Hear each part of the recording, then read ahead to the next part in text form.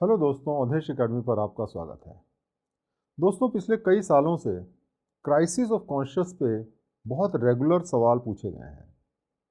इसी तरीके से आप देखेंगे इमोशनल इंटेलिजेंस पे भी बहुत रेगुलर सवाल पूछे गए हैं। लेकिन इस साल 2021 में पहली बार ऐसा हुआ है कि एक सवाल पूछा गया है जिसमें कि दोनों को साथ साथ में जोड़ दिया गया है। और ये सवाल इस प्रकार से है: In case of a crisis of conscience, does emotional intelligence help to overcome the same without compromising the ethical and moral standard that you are likely to follow? अब ये क्वेश्चन है कि जब हमारे अंदर क्राइसिस ऑफ कॉन्शियस होता है तो क्या इमोशनल इंटेलिजेंस हमें हेल्प करता है कि हम ऐसे सिचुएशन में बिना अपने एथिकल और मॉरल स्टैंड को कंप्रोमाइज़ किए हुए हम इस प्रॉब्लम को ओवरकम कर सकें। इसको आपको क्रिटिकली एग्जामिन करना है।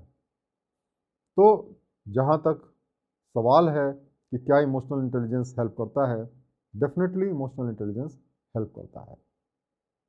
तो चलिए इस सवाल का जवाब हम लिखते हैं। बहुत ही इंटरेस्टिंग क्वेश्चन है। तो इसमें सबसे पहले हम क्राइसिस ऑफ कॉन्शियस को डिफाइन कर सकते हैं कि क्राइसिस ऑफ कॉन्शियस तब होता है जब हम बहुत अनकंफर्टेबल होते हैं या चिंता कर रहे होते हैं क्योंकि हमने कुछ ऐसा किया हुआ है जो कि बहुत ही मॉरली रॉन्ग है।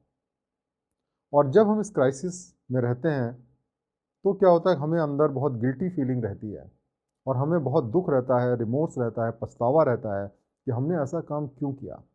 लेकिन दोस्तों, जब कोई काम हम कर देते हैं, चाहे अच्छा हो चाहे बुरा, उसको हम पलट तो सकते नहीं हैं। पास्ट को तो कोई चेंज नहीं कर सकता है। लेकिन फिर भी हमारे अंदर एक बहुत डिज़ायर रहती है, इच्छा रहती है कि किसी तरीके से हम अपना जो कॉन्शियस है उसको क्लियर कर सकें। ऐसे कुछ पॉजिटिव चीज़ें ज़िंदगी में करें जिससे कि जो हमारा कॉन्शियस है वो रीस्टोर हो जाए पुराने स्थिति में, वो फिर से क्लीन हो जाए, जिसको कि हिंदी में कई बार कहा जाता है प्रायश्चित। इसका मतलब कि अपने चित्त को पुरानी स्टेज पे ले आना प्रायश्चित कहलाता है। तो हम अपने कॉन्शियस को क्लियर करना चाहते हैं। लेकिन प्रॉब्लम क्या है कि हम इमोशनल स्टेट में रहते हैं, और जब इमोशनल स्टेट में रहते हैं तो हम सोच नहीं पाते कि ऐसा काम हम क्यों करें या कैसे करें। और यहाँ पे इमोशनल इंटेलिजेंस जो है हमें हेल्प करता है। देखिए, जब इमोशंस हमारे माइंड को डोमिनेट करते हैं तो हम रैशनली नहीं सोच पाते हैं। ऐसा आपने ज़रूर महसूस किया होगा। लेकिन जो इमोशनली इंटेलिजेंट व्यक्ति होता है वो अपने जो इमोशंस हैं वो रैशनल तरीके से उनको मैनेज कर सकता है। और इसीलिए जब क्राइसिस ऑफ कॉन्शियस भी होता है तो वो रास्ते निकाल सकता है कि किस तरीके से क्राइसिस ऑफ कॉन्शियस को हम ओवरकम करें, किस तरीके से अपनी गलतियों को हम सुधारें। अब जैसे कि मान लीजिए कि अगर हमने मान लीजिए अपने किसी लव्ड वन को, जिसको हम प्यार करते हैं, उसको हमने झूठ बोला है, तो हम बहुत गिल्टी महसूस करते हैं और अक्सर हम नहीं जानते कि कैसे हम उसको एडमिट करें। लेकिन अगर हम इमोशनली इंटेलिजेंट हैं तो हम अपनी जो गलती है, जो झूठ है, उसको एक्सेप्ट कर सकते हैं और माफ़ी मांग सकते हैं। और इस तरीके से ये जो क्राइसिस ऑफ कॉन्शियसनेस को हम मैनेज कर सकते हैं, दूर कर सकते हैं।